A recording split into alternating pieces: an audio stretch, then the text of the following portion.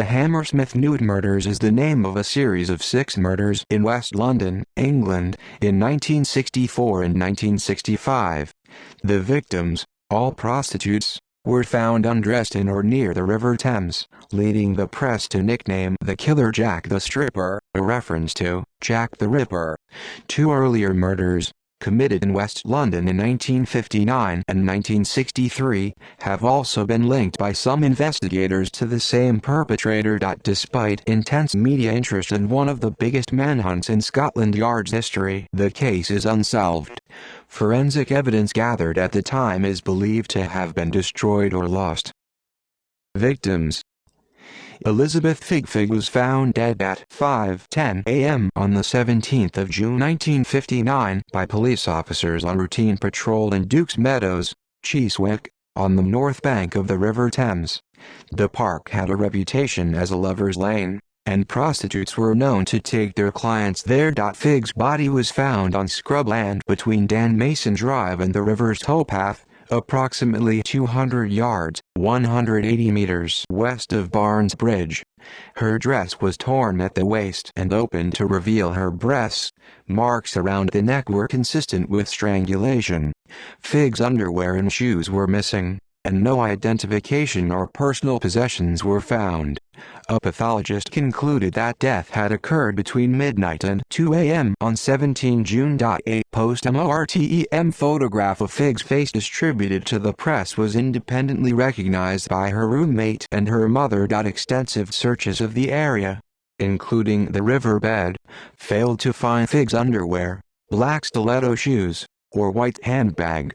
A police official theorized that she had been murdered by a client in his car, after removing her shoes and underwear, and that these and her handbag had then remained in the car after the body was disposed of at Dukes Meadows.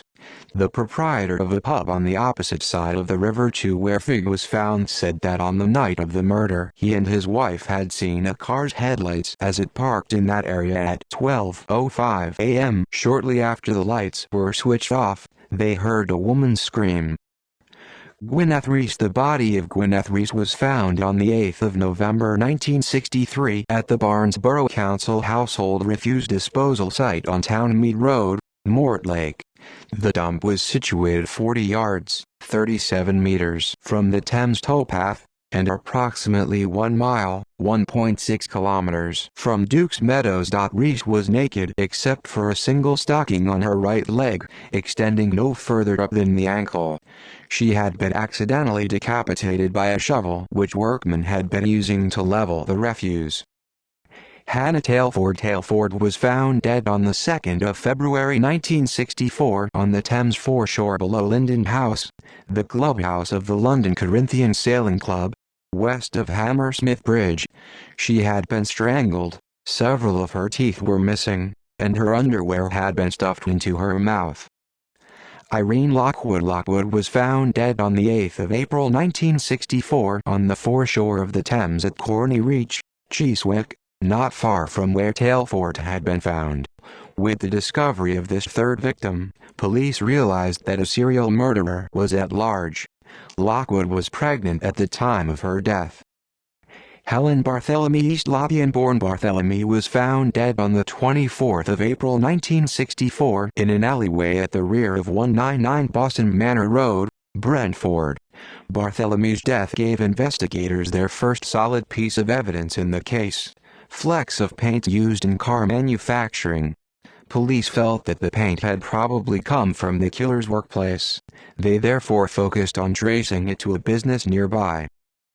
Mary Fleming's body was found on the 14th of July 1964 outside 48 Berrymead Road, Chiswick. Once again, paint spots were found on the body. Many neighbors had also heard a car reversing down the street just before the body was discovered.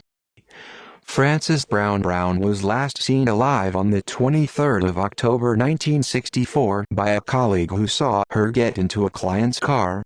On the 25th of November, her body was found in a car park on Hornton Street, Kensington.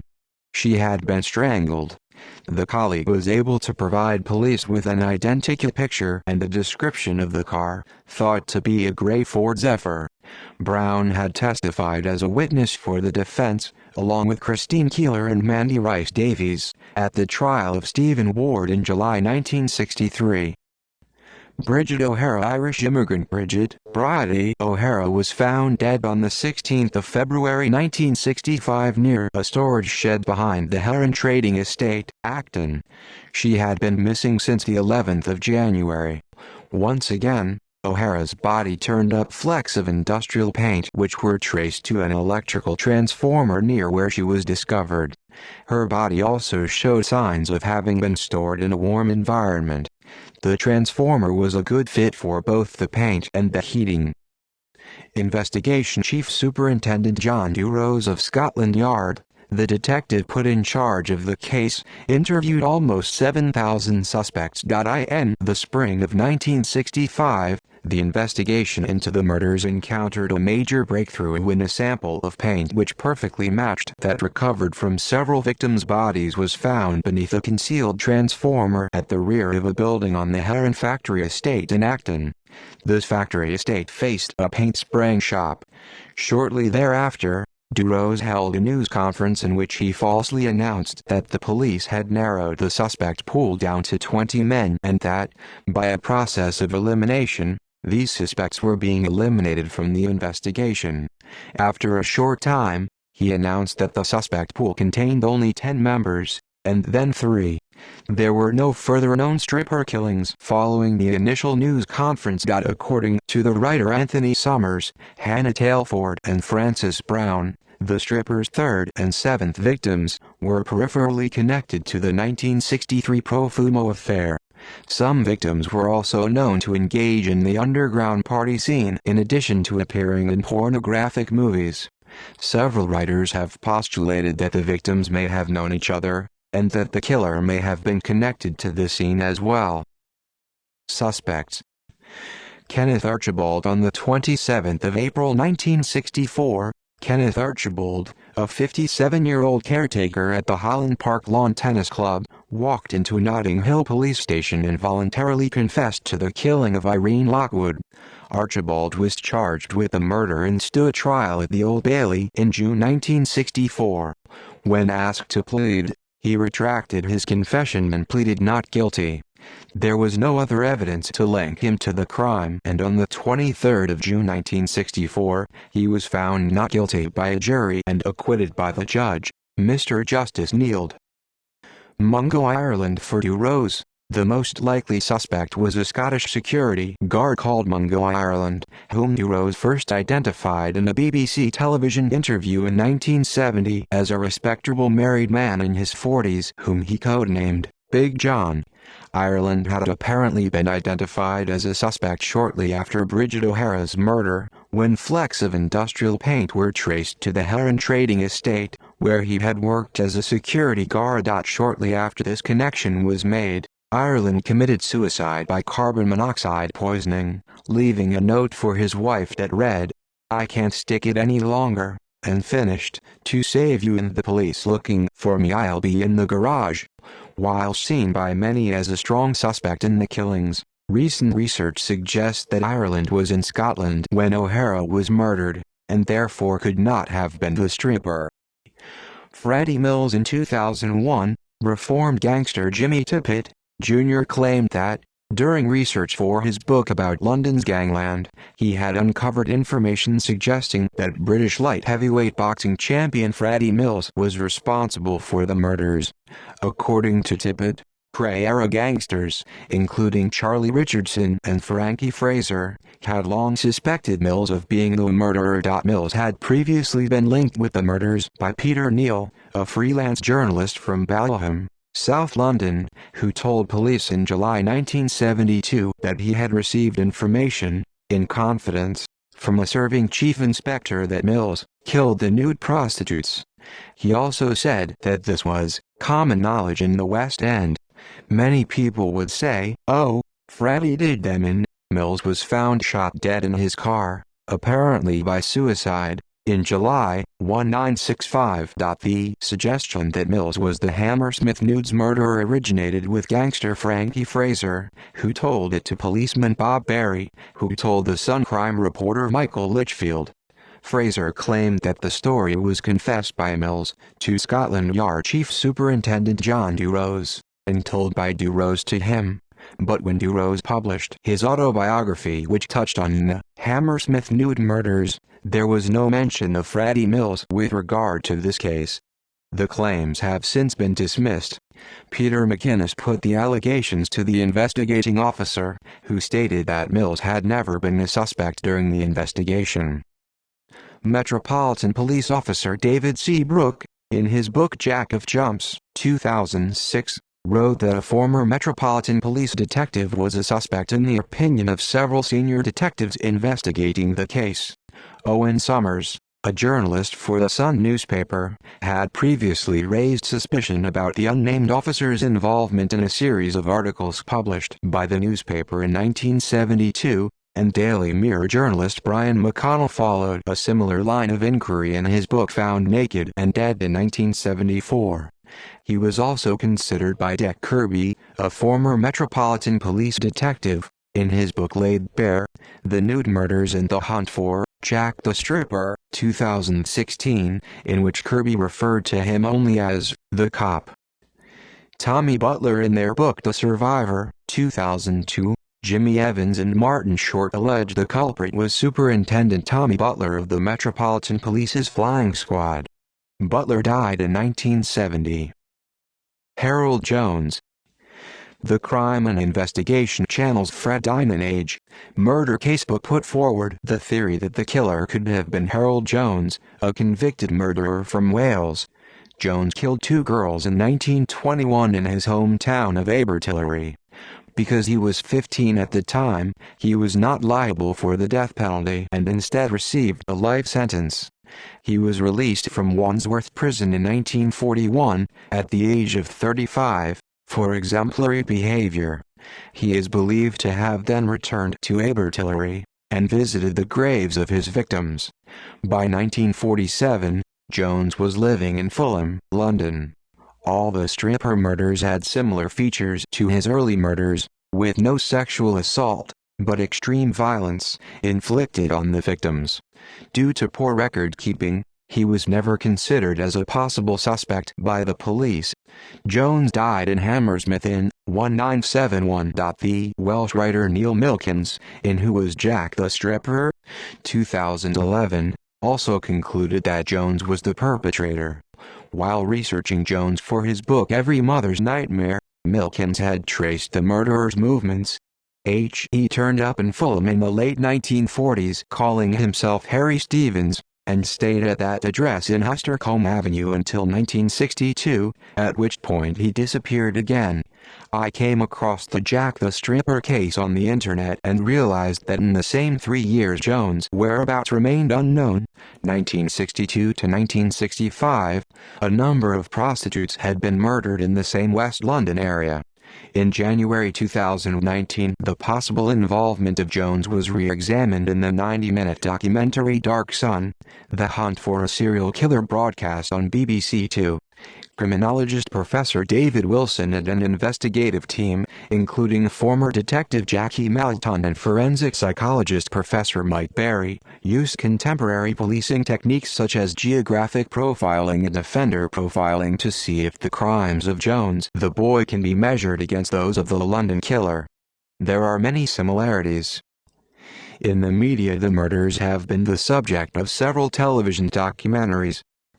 Great Crimes and Trials documentary series. The Hammersmith Murders episode, first broadcast in the UK by BBC in 1993. Fred Dynan Age murder casebook documentary series, Murders That Shocked a Nation. The Welsh Child Killer, first broadcast in the UK by CI in 2011.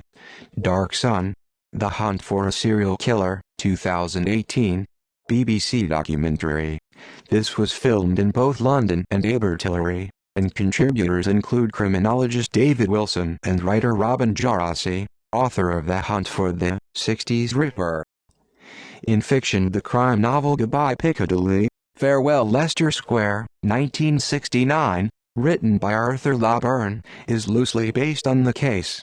The book was adapted for the Alfred Hitchcock movie Frenzy, 1972. The case also inspired The Fiend, 1972, in which a misogynistic serial killer leaves his naked victims across London. The crime novel Bad Penny Blues, 2009, by Cathy Unsworth is closely based on the case. See also Gordon Cummins, The Blackout Ripper, Anthony Hardy, The Camden Ripper, Gary Ridgway, The Green River Killer, Peter Sutcliffe, The Yorkshire Ripper, Steve Wright, The Suffolk Strangler. List of fugitives from justice who disappeared. References. Citations. Bibliography. Blundell, Nigel. Blackhall, Susan, 2004. Serial Killers. A Visual Encyclopedia. London, Salamander Books. Pages 232-236. ISBN 978-1856487108. Cooper, Ian, 2016. Frightmares. A History of British Horror. Leighton Buzzard, author. ISBN 978-099307173-7. DeRose, John, 1973. Murder Was My Business. St. Albans. Mayflower Books. ISBN 978-0491004770. Kirby, Dick, 2016. Laid Bare. The Nude Murders and the Hunt for Jack the Stripper. Stroud. The History Press. ISBN 978-0750966252. Litchfield, Michael, Oldfield, Tom, 2017. The Secret Life of Freddie Mills. National Hero, Boxing Champion, Serial Killer. John Blake Publishing, Limited. ISBN 978-1786064455. McConnell, Brian, 1975. Found Naked and Dead, 2nd ed. London, New English Library.